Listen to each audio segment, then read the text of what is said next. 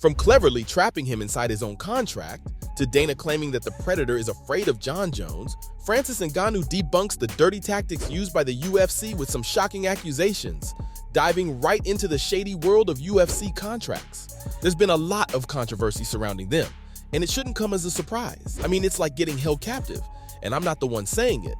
Those are Ngannou's own words. Now, we all know the UFC likes to keep a tight grip on its fighters, but what they did to Ngannou takes it to a whole new level. They played a dirty game with his career by holding back fights from him. Can you believe that? They deliberately stopped him from completing his 8-fight contract. Talk about limiting his options and preventing him from exploring other opportunities. Let's take a moment to think about the consequences of this move. Ngannou relies on fighting to make a living.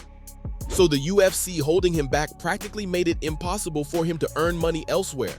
Those UFC contracts have all these crazy clauses and terms and conditions that are totally against the fighters. They're restrictive, controlling, and definitely not beneficial. One big issue is exclusivity. Basically, while Ngannou was waiting on the sidelines, the UFC was stopping him from getting those potential paydays from other promotions or endorsements. The Floyd Mayweather Jr. versus Conor McGregor event being an example, which Ngannou claimed was where the inspiration for demanding more came from. It's like being trapped in a spider's web where the UFC holds all the power. They knew that once Ngannou finished his contract, he'd be free to explore better opportunities, negotiate sweeter deals, and maybe even fight in other organizations. But no, they wanted to keep him in their clutches for as long as possible. Sounds like a classic case of corporate manipulation. But it doesn't end there. Dana White, the master of controlling the narrative, couldn't let this situation slide without putting his own spin on it. During a UFC press conference, when the news broke that Ngannou signed with the PFL, White conveniently brought up the fact that Ngannou had only fought 3 times in the last 3 years. It's like he wanted to paint Ngannou in a bad light. Come on, give the guy a break. He's just coming off a major knee injury. And let's get the facts straight here. Between February 2019 and January 2022, Ngannou actually fought a total of 5 times. That's no small feat. Ngannou has been vocal about wanting to fight, whether against Jon Jones, we'll come back to him later, or anyone else, just to get out of his contract. But White dared to say, we can't hold guys hostage. It's not possible. I owe you 3 fights a year. If I don't fight you 3 times a year, I have to pay you. How could I hold him hostage? Seriously, Dana? This whole 3 fights a year claim is a load of nonsense. It's just an average that Dana came up with. When did you last see Dustin Poirier fight 3 times a year? Exactly. Claiming that Ngannou wasn't willing to fight or take risks is downright unbelievable. The man left the UFC on a 6-fight win streak, including a brutal knockout of former 2-time champion Stipe Miocic and a successful title defense against Ngannou, all the while competing on a torn ACL and MCL. Yeah, you heard that right, a torn ACL and MCL. We've seen it happen before when Nate Diaz busted the 3 fights a year myth, revealing he was offered 0 fights in 9 months while asking for 5 legitimate opponents. So it's clear that White's claims don't hold water. Neither does his justification for underpaying fighters. Dana White has a predictable playbook when it comes to justifying underpaying his fighters. His go-to move, tearing his own guys down. It's a tactic that has worked wonders for the UFC's profit margins. The financial reports lay it all out. A staggering $32 million decrease in athlete pay in 2022 compared to the previous year. The irony is not lost on us when we see the likes of Jake Paul taunting Dana White, openly challenging him to pay his fighters fairly before stepping into the octagon with Jorge Masvidal.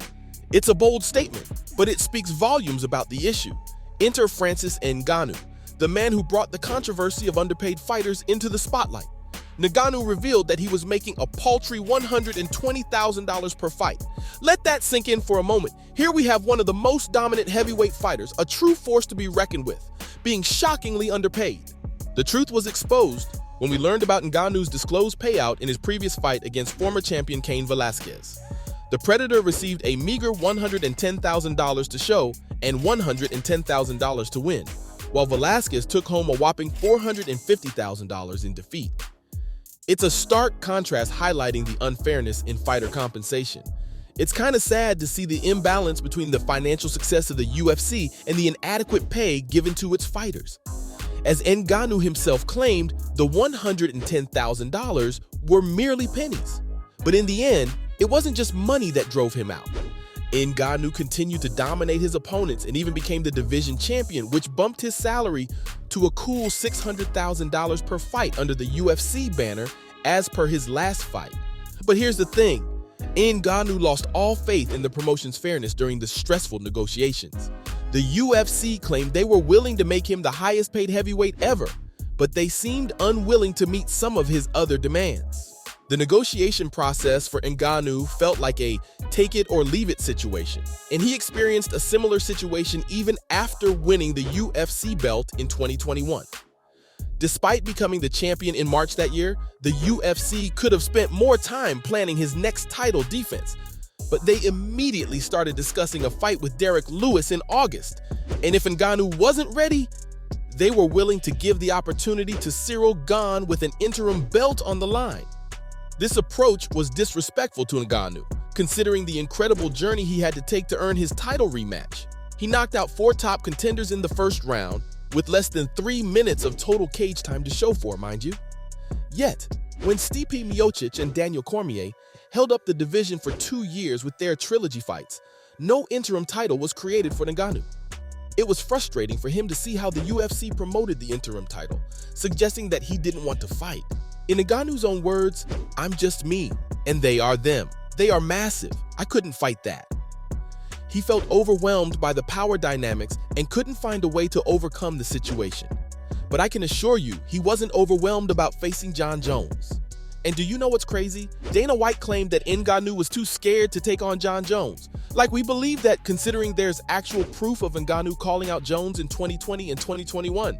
The real issue was the UFC's inability to make a deal happen, and it had more to do with Jones being hesitant to step into the cage with Ngannou. Ngannou himself recently came out and said he asked for Jones or someone else to fulfill his contract. Still, the UFC didn't give him the opportunity. But here's the kicker.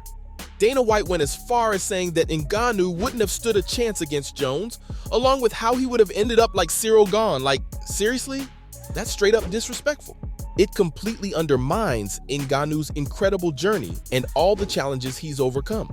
This situation shows the UFC's power dynamics and how they can manipulate narratives to fit their own agendas.